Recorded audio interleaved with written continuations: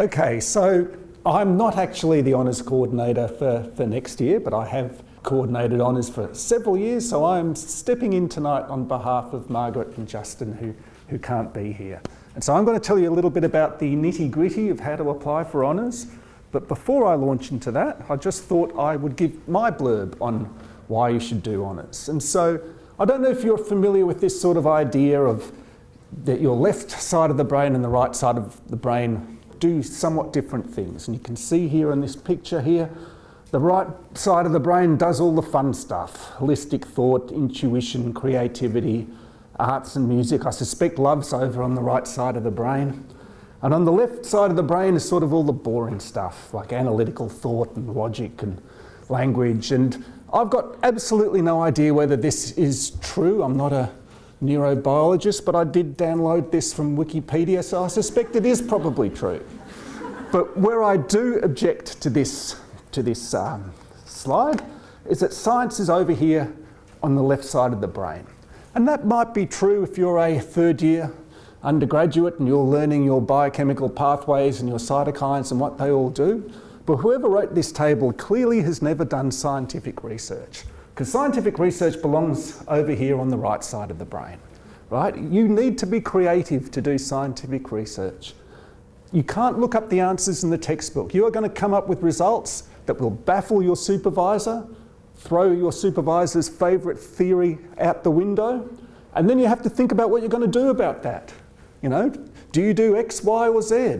Or maybe you've got some harebrained scheme that it should be A, B and C. And so you have to be creative. You have to think laterally. You need left field thinking to be a good scientist. And in terms of sort of art and music, and a musician would love their songs that they wrote, or a sculptor will love their pieces of art. Well, scientists love their research. You will develop a real ownership of your research during honours. And so if you're good at research and if you love your research, it's incredibly rewarding. And so that's my spiel. Research is a creative activity. It's creative. Right side of the brain. Okay, and so what should you do tonight and how are you going to apply for honours? Well, first of all, check out the project booklet, look at the areas that interest you, and use today to talk to lots of people. So today, I've never been speed dating, but I suspect that speed dating is a lot like what today's going to be. You are going to go and meet lots and lots of supervisors and students, and so you check them out, and they'll be checking you out too. Okay, and so talk to them, see whether their research interests you, and as Amy said, a good relationship with your supervisor is critically important to having a good honours year. So do your homework. Go and read some of their research papers, arrange to visit their labs at some other time, and talk to the students, right? The students know what this PI is like in terms of a supervisor. So really do your homework. And the other really important piece of advice I can give you is don't put all your eggs in one basket. Even though you might love, your favourite supervisor with your favourite project, go and talk to other people as well. Have a backup plan. You never know, your favourite supervisor might win Tats Lotto and go and sit in an island and drink pina coladas next year. So you need some sort of backup plan in case something goes wrong. Okay, so how are you going to apply? What do you need to get in?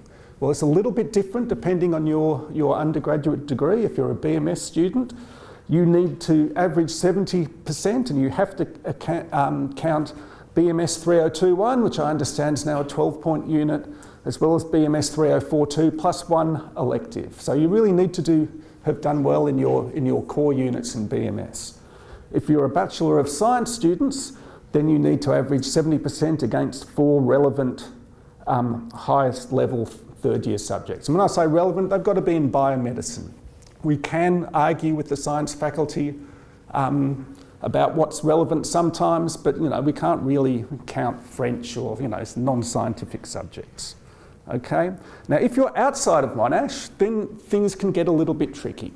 It really depends on your degree, which of the 2 streams you need to apply for, and sometimes the requirements can vary depending on what university you come from. So it's critically important that you go and talk to Margaret or Justin to see which of the particular streams you should apply for. And I really stress that. So signatures are really important in this process. You will need to download a form, you will need to sign it, you will need to get the honours coordinators to sign it. Don't just email them and expect them to sign it. I really suggest that you go in and talk to them, make sure that you are eligible, make sure you're applying for the most appropriate course. Really, really important. Okay, and so the forms will be downloadable from our Central Clinical School and School of Public Health websites. I stress again, you have to do your honours coordinators signature. There are Justin and Margaret. They're very nice, so go and get their signatures, and that's Alan who deals with the School of Public Health honours courses. So the deadlines for applying are 17th of November if you're an internal student, and for external students I think you usually have an extra week or two, but I'll just need to check up on that. Okay, and so finally, how is the honours year run? So as you heard from Amy, it's 3/4 of your year will be research. So 36 points of your honours degree is all about research. It's your thesis, it's seminars you write, and you'll also have to write a lit review at the start of the year. Honours begins in late February and runs until early November, but 1/4 of your honours year is on coursework, and that coursework involves a stats unit. It involves testing your ability to critically analyse a paper, and there'll also be a limited amount of coursework that's run here at AMREP, where you'll attend some lectures delivered by some of the research scientists here and have to do some sort of assessment task. But the bulk of your time is spent on your research project, and if you really get into it and enjoy it and love it, you'll have a really, really rewarding year.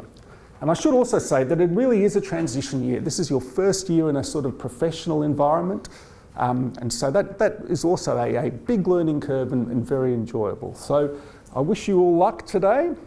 I should also say that we do offer scholarships at AMREP, $6,000. It's well worth applying for, so go and look that up, and here are some websites that might be of interest to you. So I think there's one more slide here. Yes, okay, so this is where all the various departments are tonight, so I really suggest that you circulate around, and I will be hanging out in classroom 3 in the immunology department.